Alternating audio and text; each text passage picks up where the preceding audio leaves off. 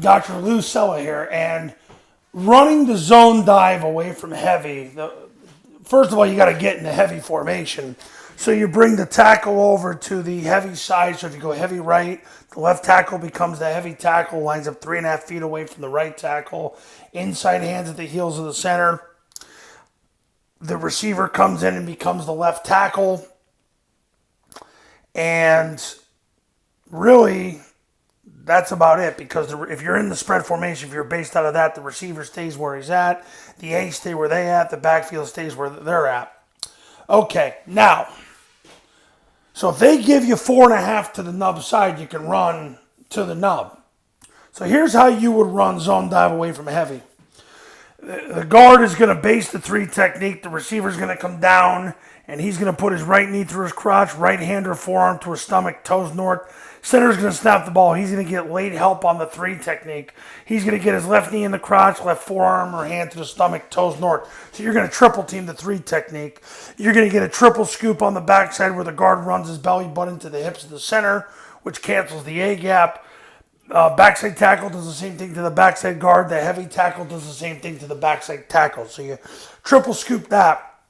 The A back steps and just follows the left hip of the receiver, and he'll get his right knee through the crotch of the mic, right hand to the stomach, toes north. If number 1, canceling the B back, obviously when he charges the mesh, he's going to collision the A back. The A back wants to keep his helmet to the inside and his toes north, because the ball is going to cut in between the triple team and the A back's block. If this guy's able to get across the A back is going to pin using his right knee, and the B back then is going to go tight to that block.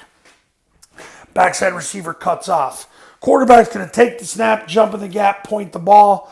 The B back's going to sprint through the ball. He's going to sprint through the left hip of the receiver and get vertical.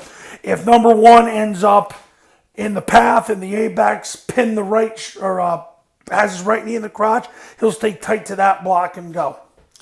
The quarterback is going to accelerate off the point and get in front of number 2, so number 2 can't fold back inside. A back here runs the pitch. The pitch has to be run with such speed, almost like a rocket toss, to occupy the perimeter players so that they run with the pitch. So that's how you run zone dive away from heavy. But the key is, coaches, you don't run it to run it. You run it when the defense flips somebody over, when you flip somebody over. Other than that, run to the heavy side the whole game, because you have the numbers advantage the whole game. And in high school, you'd be shocked how people don't adjust to this. I was talking to a college coach last night, and I don't want to say who they're playing, but they're conceding giving the numbers up to a team that's going to run heavy. So they basically said, we'll play 5.5 and 5.5, and we're just going to slant to the heavy side.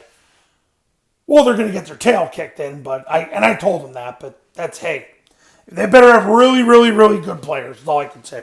So zone dive away from heavy when you get 4.5 or less to the nub. That's how you do it. Coaches, you want to win more games in 2021? Call me 570-332-0265, 570-332-0265. Go to tripleoptionfootball.com/testimonial. See all the success stories. Talk to you soon.